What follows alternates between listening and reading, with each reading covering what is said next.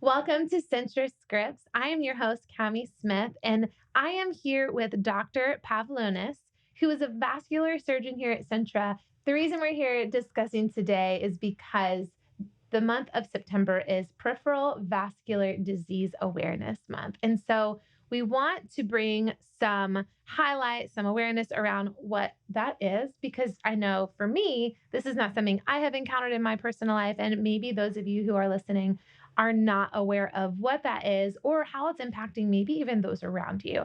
And so we're going to go ahead and jump in. Dr. Pavlonis, thank you so much for being here today and for having this conversation with us.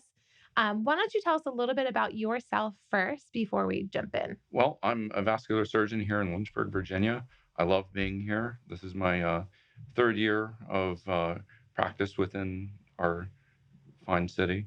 Um, it's We have a very busy practice.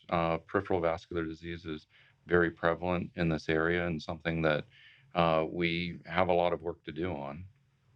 That's incredible. See, I had no idea that it was so prevalent. So, explain to us what exactly is peripheral vascular disease?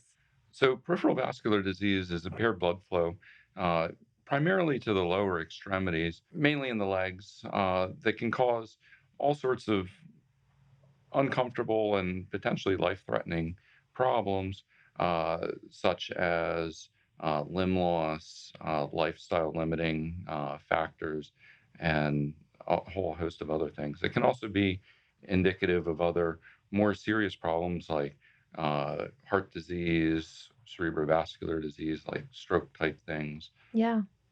Goodness. So not only could it be something that somebody just has that they're walking through as a disease in their life, but it's also an indication of maybe something a little bit deeper. Correct. Okay. Is this something that people have that they're born with, that they have, it's in their genetics, or is this something that, like you said, can come at later or both? It really seems to be uh, a lot of lifestyle type uh, decisions and problems, but there's also a hereditary component as Okay. well, that can affect some people. Uh, Taking control of diabetes, high blood pressure, quitting smoking, modifiable type uh, factors uh, can be very helpful in potentially avoiding this. But then there are also some hereditary issues that folks can suffer with and can develop this through sometimes no fault of their own. Yeah. So interesting. I feel like we have conversations about a lot of the things that we treat here at Centra, and so many of them come back to lifestyle, come back to things like smoking, come back to things like eating healthy, getting up and exercising. It really blows my mind how much just having an active and healthy lifestyle can clear up some of these things that can creep in if you're not Oh, careful. Would you absolutely. agree? Oh, yes. Um, a lot of these things, just watching what you eat, regularly following up with your doctor, Mhm. not smoking, um, those types of things are very, very important in avoiding this type of problem Yeah. with peripheral vascular disease. Okay. So what are some symptoms? Like if this is not something that you have had your whole life, what are some very clear symptoms that are triggers or indications that it's time to go get checked out? It can sometimes start out very benign, maybe achy legs with walking a little bit. Okay. That gets better with resting, but it can be progressive to the point where a person can develop ulcers, have Hmm. very terrible pain, even when they're just sitting down at rest or sleeping, um, and it can be a very uncomfortable thing. Things that are not obvious. So I'm not feeling achy. I'm not, I've heard like cold hands, cold feet, Mhm. things like that, that can be indicative of the peripheral vascular disease. What about things like restless leg or like loss of sleep or things that are a little bit more surface level? Mhm. Are Is that an indication to go get checked out? I don't want this to be the WebMD of podcasts because Yeah. I don't want to go down that road. But I know that you said this is very common, and so if there are things that people can it can set antennas up, what would you suggest for them? Like, what would be a first step if you're having some of these things? I think the great first step is having a good relationship with your primary care doctor. Yeah. They're the primary care doctors that I work with. They're all very great Mhm. at going through and weeding out some of these different things like restless leg syndrome. Is it a musculoskeletal problem? Is it vascular disease? Yeah. So, first best step, seeing your primary care doctor, um, and having them check you out, especially if you have a concern with any of this stuff, even if it seems minor. Yeah. You really shouldn't sit on it. Yeah, absolutely. And that's another thread that I see when we talk to a lot of different specialists is establish a relationship with your primary care doctor because when you go in sight unseen, hi, I'm so and so, it's hard to go through history. It's a lot to disclose to someone. But when you have an established relationship, you can have a lot of those things already known, already documented. And then you can even narrow down what the specific issue could be faster. And it could be crucial, especially in the case where it could be something that is more specialist centered. So you have the symptoms, you've gone to your primary care. What does treatment look like? And maybe go through like from beginning to end. What can someone expect to encounter when they are in treatment? Well, it depends on exactly what their problem is and where, if they have arterial disease, where it is Hmm. and the severity of it. We like to do kind of an gradually escalated, stepwise approach to managing this. If there's no, or if there's not severe symptoms or any kind of like risk for losing a limb, Hmm. typically what we start out with, there are some medication options as well as some exercise therapy that Okay. can be employed initially in mild cases of peripheral vascular disease that are helpful, Yeah. and sometimes even better than a surgical or procedural option. In cases where symptoms are very severe or there's a threat to losing a leg, um, we can do either minimally invasive type Hmm. options with doing angioplasty or stenting. And sometimes we have to do open surgical options that involve repairing or rejuvenating the artery directly. Yeah. Have there been extreme cases? Is that common?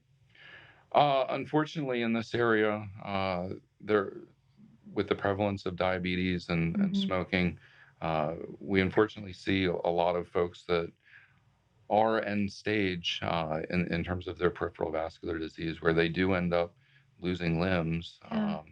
We've been working very diligently from our end to try and avoid that as much as possible. I know that the primary care doctors and providers in our area, they're also working very, very hard and Yeah. giving us early referrals for folks so that we can hopefully work together and manage this for a good outcome. Yeah. Sounds like a great team. Mhm.